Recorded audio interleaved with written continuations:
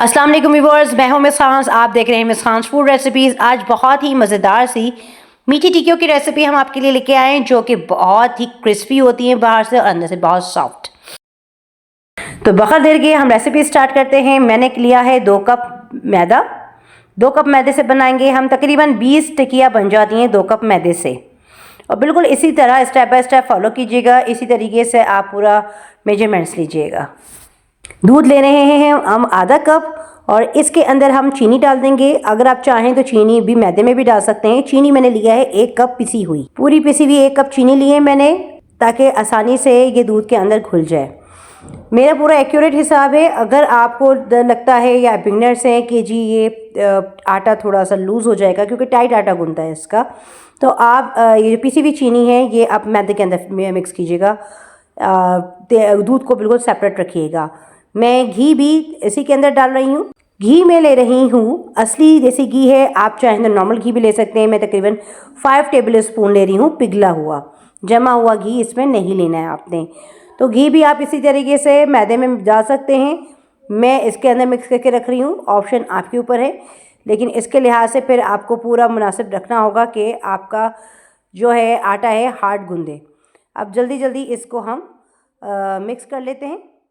अच्छा, जब चीनी मैंने पीसी थी तो उसके साथ ही तकरीबन मैंने एक इलायची को मैंने चीनी के साथ पीस लिया था, क्योंकि किसी चीज़ के साथ पीसी जाए तो चीनी इलायची आसानी से पीस ली जाती है। बाकी का मैं इलायची पाउडर लूँगी।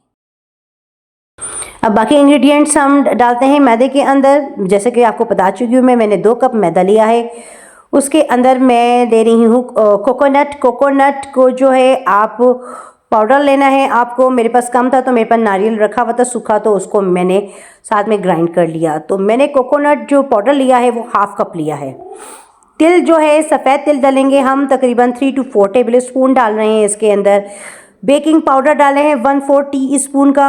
इलायची पाउडर 1 टी स्पून हमने डाला है। और सूजी 3/4 कप हमने इसके अंदर डाली है। आप चाहें तो 1 कप भी डाल सकते हैं। अब अच्छी से इसको सबको मिक्स करने के बाद हम जो है इसको गूंदेंगे। पहले सारी चीज़ें हम इंग्रेडिएंट्स अच्छी तरह से मिक्स कर लेते हैं इसके अंदर।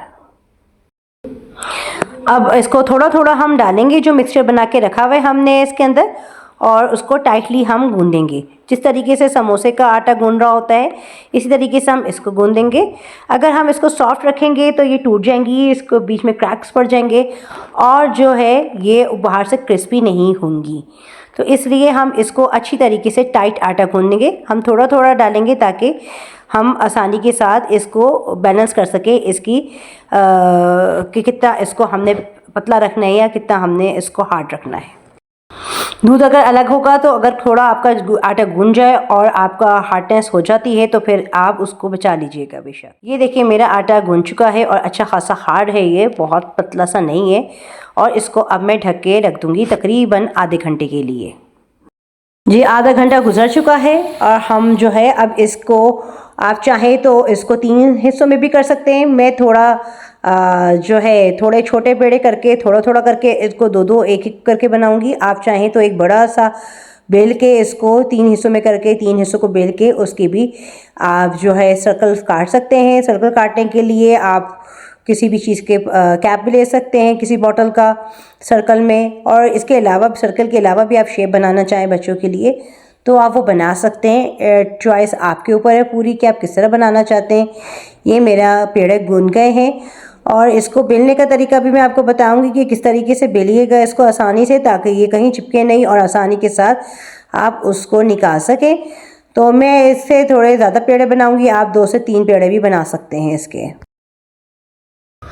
अब एक पेड़ा ले लिया है मैंने। अच्छा, मैंने बटर पेपर रखा है। बटर पेपर पे आप इसको करेंगे और 2 बटर पेपर लीजिएगा, एक नीचे रखिएगा एक ऊपर रखिएगा। तो बहुत ही आसानी के साथ आप जो है इसको बेल लेंगे। तो बस आप थोड़ा सा हाथ से पुश करें और थोड़ा सा बेलन से करें। आप थिकनेस आपके ऊपर है, बहुत ज़्यादा मोटा भी मत रखिएगा और जो है अपना पतला भी मत रखिएगा बहुत ज़्यादा। अब मैंने ये कुकीज़ का कटर लिया है, इससे मैं कटिंग कर रही हूँ और इसको कटिंग करके साइड से जो बचेगा उसका दोबारा पेड़ा बना के मैं इसको जो है दोबारा कटिंग कर लूँगी तो ये और डिफरेंट एक और शेप मेरी तैयार हो जाएगी। किसी भी शेप में आप काट सकते हैं, इट्स नॉट नेसेसरी कि आप सर्कल में ही काटें। बच्चों को डिफरेंट शेप्स के पसंद होते हैं तो आप डिफरेंट शेप्स के काट सकते हैं इसको। सारे जो पेड़े हैं हम इस तरह बेल लेंगे। मैं आपको उठा के एक थिकनेस दिखाती हूँ कि जी मेरी थिकनेस इतनी है। अगर आप इसे थोड़ा और पतला रखना चाहें तो आप रख सकते हैं, लेकिन बहुत पतला मत रखिएगा। सारी टिक्कियाँ हमारी बन चुकी हैं और हमने अब तेल गरम करके छोटा सा टुकड़ा डाला था मैंने इसके अंदर टिक्की के आटे का, तो वो थोड़ा सा फ्लोट होने लगा ऊपर की तरफ, तो मैंने इसको कर दिया। ये बहुत पकता हुआ तेल नहीं है लेकिन गरम तेल है। अब इसमें हम डालेंगे और मीडियम टू लो आंच में इसको पकाएंगे ताकि अंदर तक के पक के तैयार हो सके। तो बस अब जब इसकी रेडनेस एक तरफ हो जाएगी तो हम इसको पलट देंगे, लेकिन डालते ही पलटिएगा मत। किसी भी फ्राइड आइटम को ऑयल के अंदर डालने के बाद उसको बैलेंस्ड होने के लिए टाइम देना चाहिए, उसके बाद जो है आप उसको पलटें। अब नीचे से मेरी तैयार हो गई है तो मैंने अब पलट दिए। ये लीजिए मेरी सारी टिक्कियाँ तैयार हो चुकी हैं। उम्मीद है आपको ये रेसिपी पसंद आई होगी। ज़रूर ट्राई कीजिएगा और कमेंट में बताइएगा कि आपने मेरी रेसिपी ट्राई की तो आपकी टिक्कियाँ कैसे बनी। अगर आपको वीडियो पसंद आए तो लाइक कीजिए, शेयर कीजिए। अगर आपने हमें अभी तक सब्सक्राइब ना किया है तो सब्सक्राइब करना मत भूलिएगा। अपना बहुत ख्याल रखिएगा। नेक्स्ट वीडियो तक के लिए अल्लाह हाफिज़।